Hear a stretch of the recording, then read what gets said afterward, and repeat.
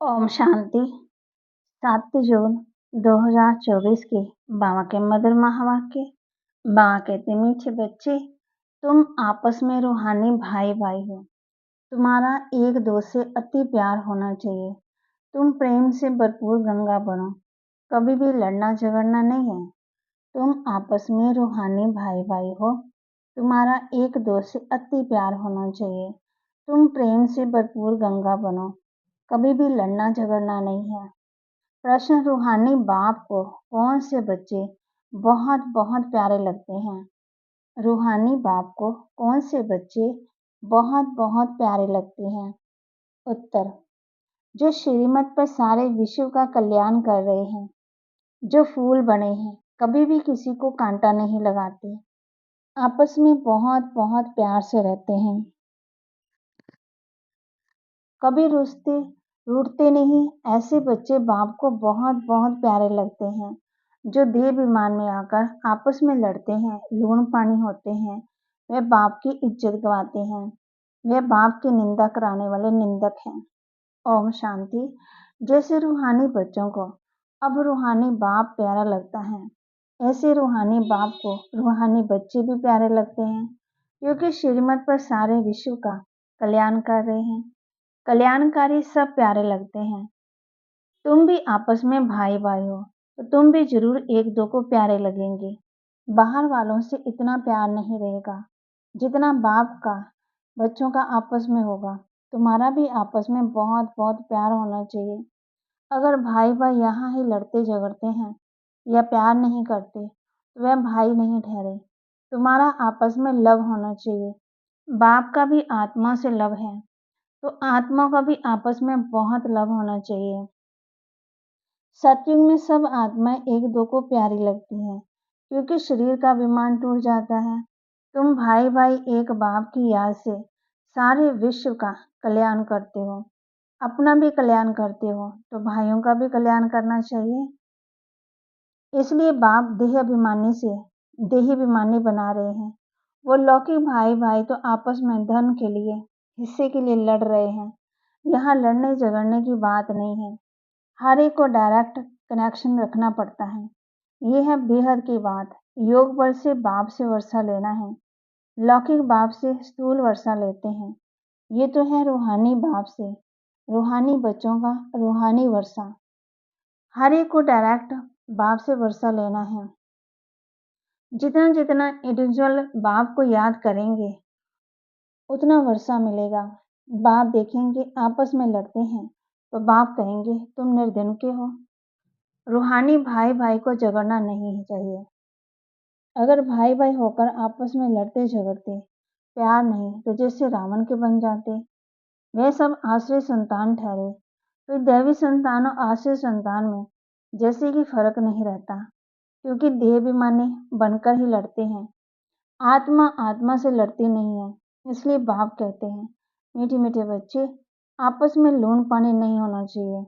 होते हैं तब समझाया जाता है। फिर बाप कहेंगे, ये तो देहाभिमानी बच्चे हैं, रावण के बच्चे हैं, हमारे तो नहीं हैं, क्योंकि आपस में लून पानी होकर के रहते हैं। तुम 21 जन्म शीरखंड होकर रहते हो, बहुत प्यार से रहते हो।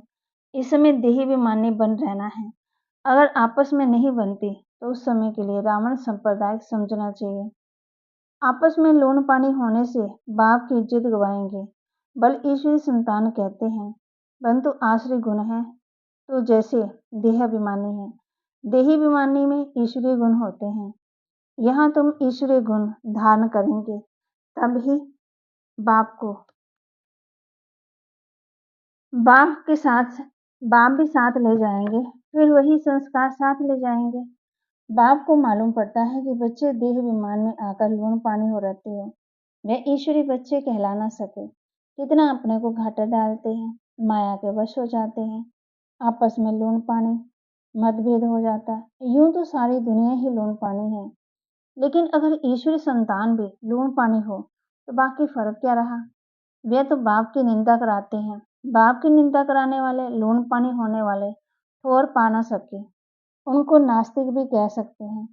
आस्तिक होने वाले बच्चे कभी लड़ नहीं सकते। तुम्हें आपस में लड़ना नहीं है, प्रेम से रहना यहाँ ही सीखना है। जो फिर 21 जन्म आपस में प्रेम रहेगा। बाप के बच्चे कहलाकर फिर भाई भाई नहीं बनते तो वे आखिरी संतान ठहरे। बाप बच्चों को समझाने के लिए मुरली चलाते हैं, लेकिन देवाभिमान के कारण उनको ये मालूम नहीं रहता कि बाबा हमारे लिए कह रहे हैं। माया बड़ी तीखी है, जैसे चूहा काटता है, जो मालूम नहीं पड़ता। माया भी बड़ी मीठी मीठी फूंक दे और काट लेती है, पता भी नहीं पड़ता। आपस में रूसना आदि आश्रय संप्रदाय का काम है। बहुत सेंटर में लोन पानी होकर रहते हैं। अभी कोई परफेक्ट तो बने ही नहीं है। माया वार करती रहती है। माया ऐसा माथा मोड़ लेती है जो पता ही नहीं पड़ता। अपने दिल से पूछना है कि हमारा आपस में प्रेम है? नहीं। प्रेम के सागर के बच्चे हो तो प्रेम से भरपूर गंगा बनो। लड़ना झगड़ना, उल्टा सुल्टा बोलना, इसमें तो ना बोलना अच्छा है। बाप कहते हैं ना बुरा देखो ना सुनो। अगर किसी में क्रोध का अंश है तो वह लव नहीं रहता। इसलिए बाबा कहते हैं रोज अपना पोता मेल निकालो। आरसी चलन सुधरते नहीं है तो फिर नतीजा क्या निकलता? क्या पदवी पाएंगे? बाप समझाते हैं कोई सर्विस नहीं करेंगे तो फिर क्या हालत हो जाएगी? पदवी कम हो जाएगा। शास्त्र का तो सबको होना ही है। तुमको भी अपनी पढ़ाई का शास्त्रकार होता है। शास्त्रकार होने के बाद फिर तुम ट्रांसफर होते हो। ट्रांसफर होकर तुम नई दुनिया में आ जाएंगे। लास्ट में सब शास्त्रकार होंगे। कौन कौन किस मार्क्स में पास होते हैं? फिर रोएंगे पीटेंगे सजाएं भी खाएंगे पछताएंगे।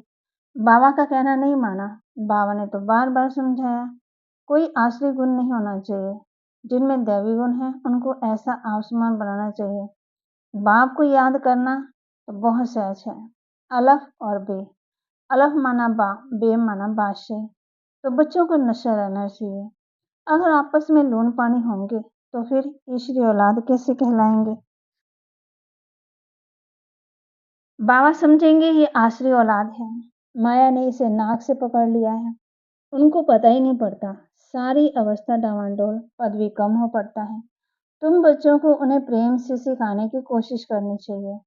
प्रेम की दृष्टि रहनी चाहिए। बाप प्रेम का सागर है तो बच्चों को भी खींचते हैं। तो तुमको भी प्रेम का सागर बनना है। बाप बच्चों को बहुत प्यार से समझाते हैं, अच्छी मत देते हैं। ईश्वरीय मत मिलने से तुम फूल बन जाते हो। सब गुण तुमको देते हैं। देवता में प्यार है ना, तो वह अवस्था तुम्हें यहाँ जमानी है। इस समय तुमको नॉलेज है, फिर देवता बन गए तो नॉलेज नहीं रहेगी। वहाँ दैवी प्यार ही रहता है। तो बच्चों को अब देवी गुण भी धारण करने हैं। अब तुम पूज्य बनने के लिए पुरुषार्थ करे हो। अभी संगम पर हो।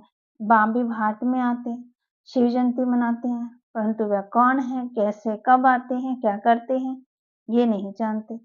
तुम बच्चे अभी नंबरवार पुरुषार्थ अनुसार जानते हो। जो नहीं जानते वह किसी को समझा भी नहीं सकते। फिर पदवी कम हो जाता। स्कूल में पढ़ने वाले कोई की चलन खराब होती, कोई के सदा अच्छे चलते रहते। कोई प्रेजेंट रहे, कोई अपसेंट।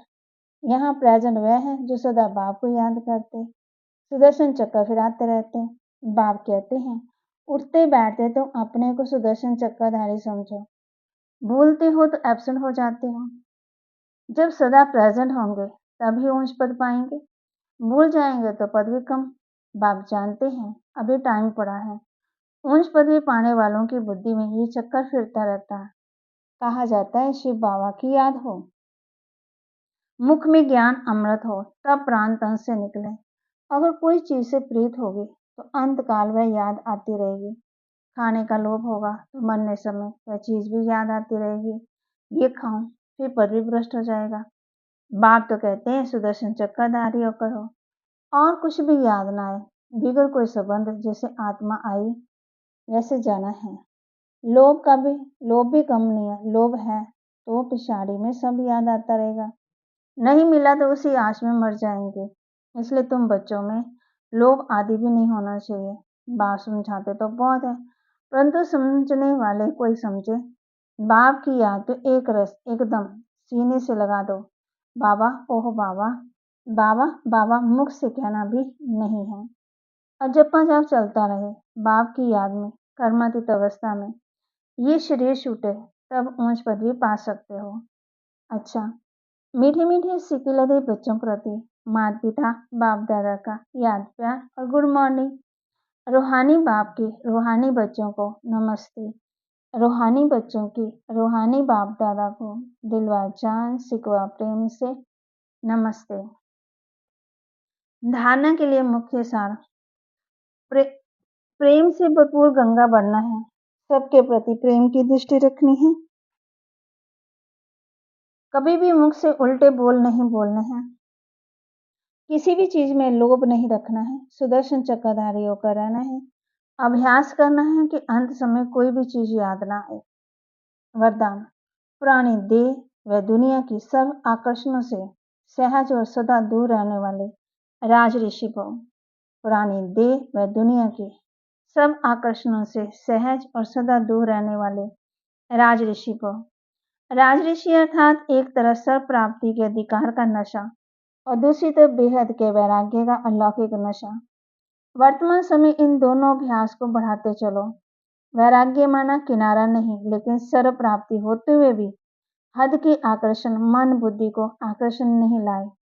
संकल्प मात्र भी अधीनता ना हो, इसको कहते हैं राज ऋषि अर्थात बेहद के वैराग्य।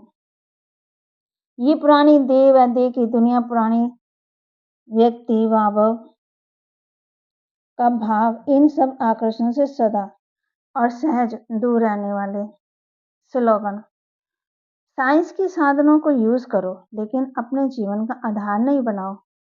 साइंस के साधनों को यूज करो, लेकिन अपने जीवन का आधार नहीं बनाओ। जगदम्बा सरस्वती जी के मधुर महावाक्य। देखो, मनुष्य कहते हैं कौरवों और पांडवों का आपस में कुरुक्षेत्र में लड़ाई लगी, और फिर दिखलाते हैं कि पांडवों का साथी डायरेक्शन देने वाला श्री कृष्ण था, जो जिस तरह स्वयं प्रकृति पति है, उसकी तो विजय जरूर होगी। देखो, सभी बातें मिला दी। अभी पहले तो इस बात को समझो कि प्रकृति पति तो परमात्मा है, श्री कृष्ण तो सज्जू का पहला देवता है, पांडवों का सारथी तो परमात्मा था। अब परमात्मा हम बच्चों को कभी हिंसा नहीं सिखला सकता, ना पांडवों ने हिंसक लड़ाई कर स्वराज्य लिया। ये दुनिया कर्म क्षेत्र है, जिसमें मनुष्य जैसा जैसा कर्म कर बीज बोता है, वैसा अच्छा या बुरा फल भोगता है। जिस कर्म क्षेत्र पर पांडव अर्थात भारत माता शक्ति अवतार भी मौजूद है, परमात्मा भारत खंड में ही आते हैं, इसलिए भारत खंड को अविनाशी कहा जाता है।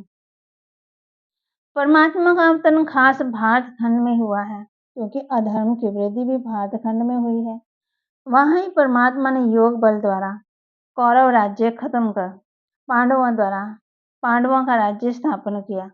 तो परमात्मा ने एक आदि सनातन धर्म स्थापन किया, परंतु भारतवासी अपने महान पवित्र धर्म और श्रेष्ठ कर्म को भूल अपने को हिंदू कहलाते हैं। बेचारे अपने धर्म को ना जान औरों के धर्म में जुट गए हैं। तो ये बेहद का ज्ञान बेहद का मालिक खुद ही बताता है। ये तो अपने धर्म को भूल हद में फंसे हुए हैं, जिसको कहा जाता है अति धर्म की गलानी, क्योंकि ये सब प्रकृति के धर्म हैं। परंतु पहले चाहिए स्वधर्म, और हर धर्म का एक ही स्वधर्म है, मैं आत्मा शांत स्वरूप हूँ। अपनी प्रकृति का धर्म है देवता धर्म। ये 33 करोड़ देवी देवता है, भारतवासी देवता है ना। तभी तो परमात्मा कहता है अनेक धर्म, देह के धर्मों का त्याग करो। इस हद के धर्मों को इतना आंदोलन हो गया, तो अब इन हद के धर्मों से निकल बेहद में जाना है। उस बेहद के बाद सर्वशक्तिवान परमात्मा के साथ योग लगाना है। तो सर्वशक्तिवान प्रकृति पति परमात्मा है, ना कि श्री कृष्ण। तो कल पहले भी जिस तरफ परमात्मा प्रकृति पति परमात्मा थे, उनकी विजय गाई हुई है। विजय जिनकी हुई, जिनके साथ परमात्मा था। तो परमात्मा ने हमें विकारों के बारे में बताया, देह अभिमान के बारे में बताया। तो बाबा ने हम बच्चों को यही बताया, विजय तब होगी जब आत्मा अपने स्वरूप में टिकेंगे। आत्मा का सधर्म है शांत स्वरूप, और शांति धाम की रहने वाली है। तो ओम शांति।